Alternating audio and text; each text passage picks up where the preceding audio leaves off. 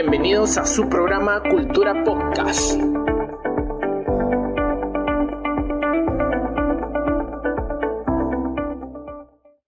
Hey, esto es Cultura Podcast, el programa donde viajamos a través de la historia del cine desde sus orígenes hacia el futuro. Yo soy Luis Fabiano Torres y estoy acompañado de Diana Guerra y María Fernanda Román. ¿Cómo están, chicos? ¿Qué tal, chicos? ¿Todo bien por aquí?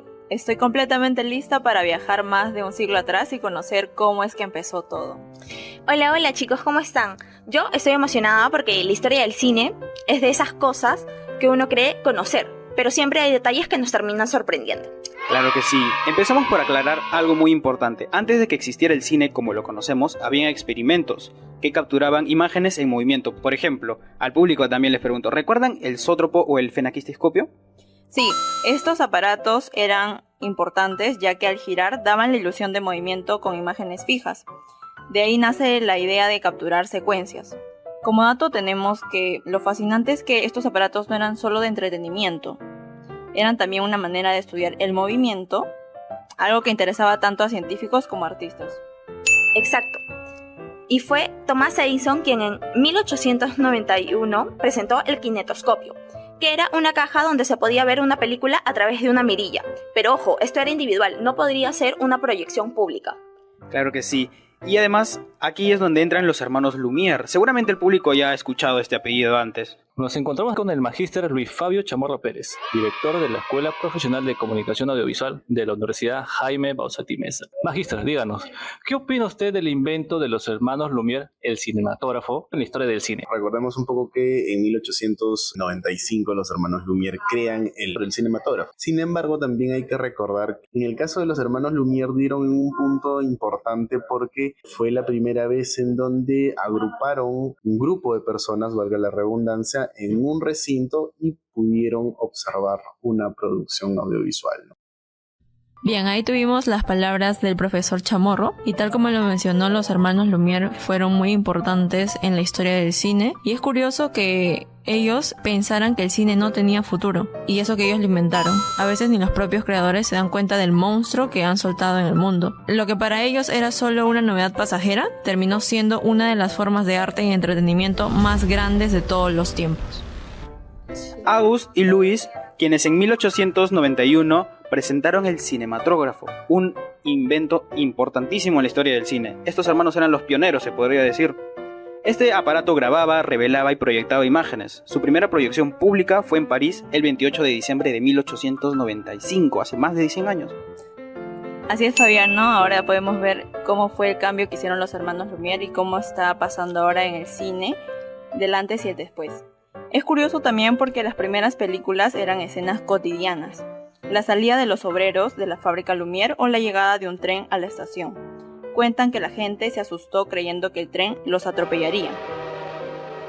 Sobre la llegada del tren, esta anécdota del tren es completamente real. Era 1896 y la gente nunca había visto algo tan realista. Incluso se tiraron al piso del susto.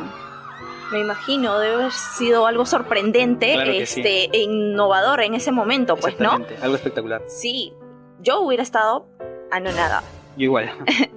Y como claro, ellos no estaban acostumbrados a ver estas imágenes en movimiento tan realistas. Así que luego viene George Méliès con Viaje a la Luna en 1902, que es considerado el primer film de la ciencia ficción. ¿Qué opinan de eso?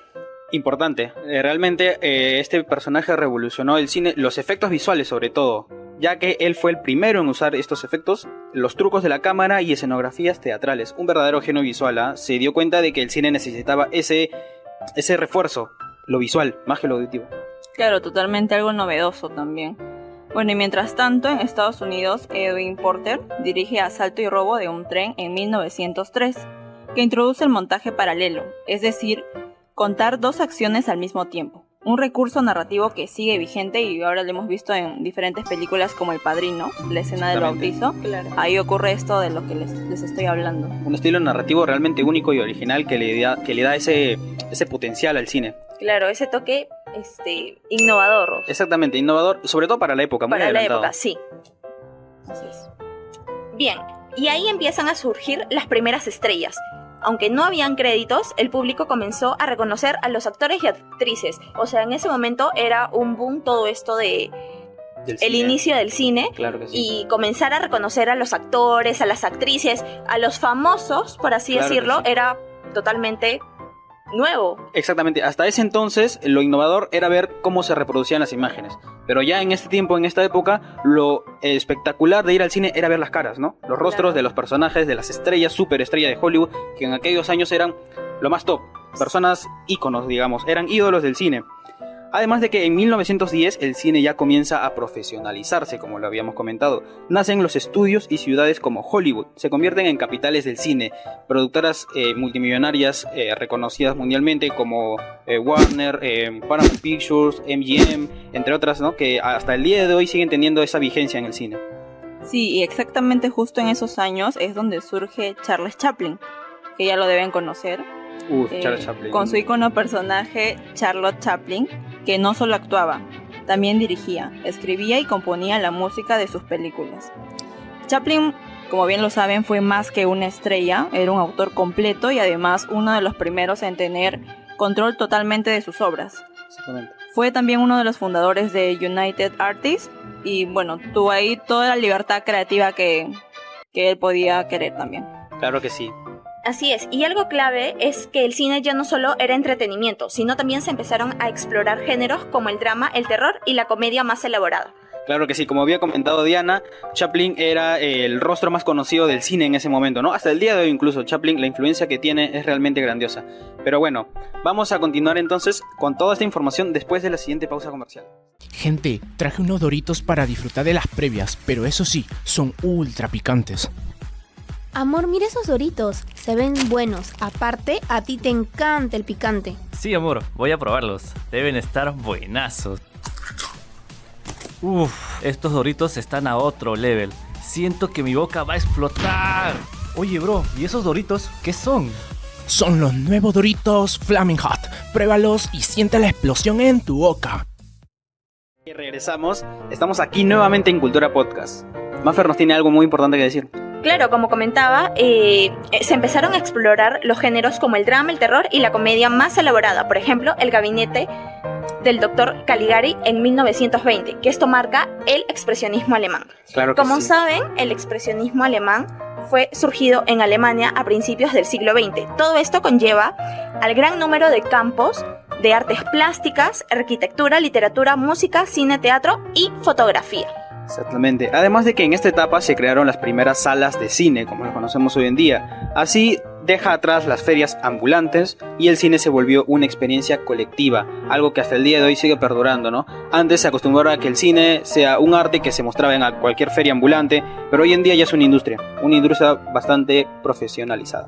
Sí, completamente. Antes es más, tenías que ir a ciertos lugares, tipo en la calle, podías ver películas que eran proyectadas. Ahora puedes ir a una sala de cine, estar cómodamente y disfrutar totalmente de otra forma las películas. Hola queridos oyentes, vengo a interrumpir este podcast para traerles un Vox Populi que los chicos de Cultura Podcast hicieron a los estudiantes de la Universidad Jaime Bauzati Meza. Los hermanos Lumière fueron los primeros en proyectar una película ante una audiencia pública en 1895, marcando así el nacimiento oficial del cine. ¿Esto es falso o verdadero? Verdadero. Falso. Verdadero. Falso.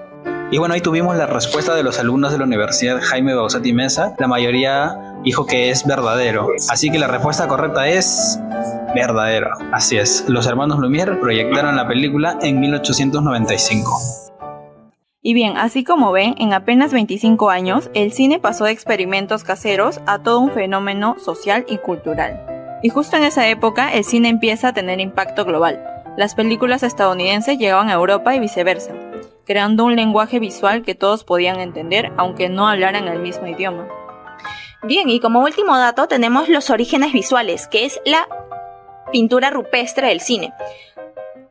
Estas pinturas rupestres se dieron entre 15.000 a 35.000 años antes de Cristo, que se innovaron en Francia y en España, que fueron los primeros humanos que pintaron escenas de caza con animales en movimiento. Ok, sí, muy importante lo que acabas de mencionar, pero ahora a todo el público que nos está viendo hay que hablarles sobre un fenómeno bastante importante que es lo que hace posible todo esto del cine, la persistencia retiniana.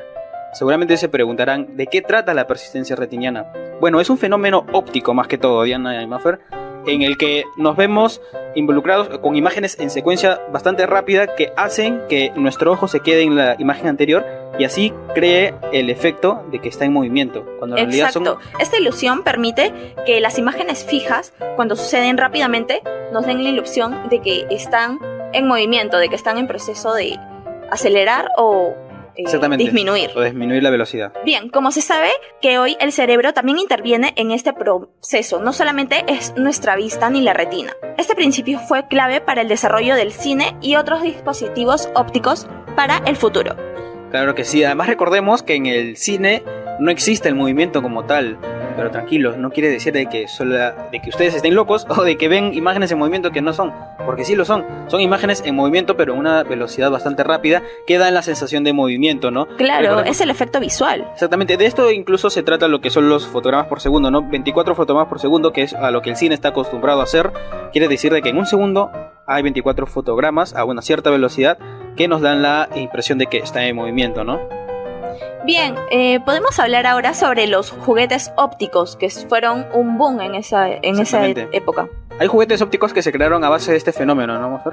Claro, ahora podemos hablar sobre los juguetes ópticos, que para esta época fueron un boom, como por ejemplo fue el taumátropo, el fenaquisticopio, el praxinoscopio, que fueron varios juguetes muy populares y que demostraban que era posible engañar al ojo humano para crear una narrativa visual muy, muy dinámica. Claro que sí, uno de estos juguetes que acabas de mencionar, Mari Fernanda, es ese juguete que con un hilo lo enredan en un círculo, ¿verdad? Y de que de un lado tiene, por ejemplo, un pajarito y del otro tiene una rama. Entonces, cuando tú lo giras, se crea un efecto bien bonito que hace que las dos imágenes estén al mismo tiempo. Y da la impresión de que el pajarito está sobre la rama, cuando no es así. Solamente han pasado a una velocidad realmente rápida y el ojo lo percibe así. Claro, se percibe de la forma como si se estuviese moviendo. Exactamente. Eso es la ilusión que dan, ¿no?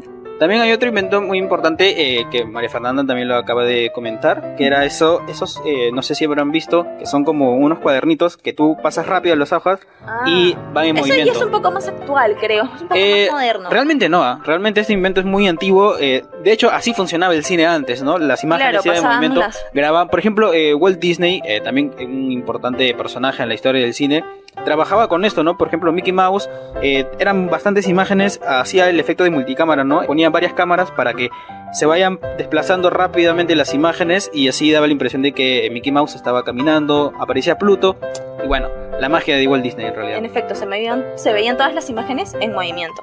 Exactamente, esto es un fenómeno realmente que ayuda bastante a lo que es el cine hoy en día. No ayuda bastante, es lo que es el cine hoy en día, incluso con la etapa de la digitalización de hoy en día. Así que realmente es un fenómeno a tomarlo muy en cuenta.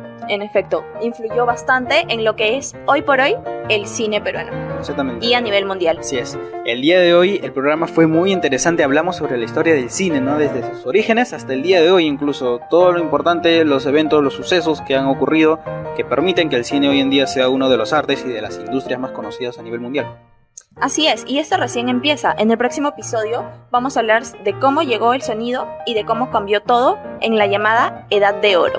Exactamente, una edad bastante importante, con datos muy curiosos, ¿ya no? Así es, chicos, todo lo que hemos hablado hoy día realmente espero que les sirva a la audiencia para conocer un poco más la historia del cine, ¿no? Y que sepan cómo ha ido cambiando en todo este tiempo. Exactamente, así que con el público eso fue todo en Cultura Podcast, el programa de hoy. Ya saben, síganos en nuestras redes sociales, en TikTok, en Instagram, en Facebook, en YouTube. Vamos a estar siempre atentos a sus comentarios y a las sugerencias que nos den para que el programa sea mejor y más ameno. Nos vemos en un próximo episodio. Chau, chau. Chao. Chao. Y esto ha sido Cultura Podcast.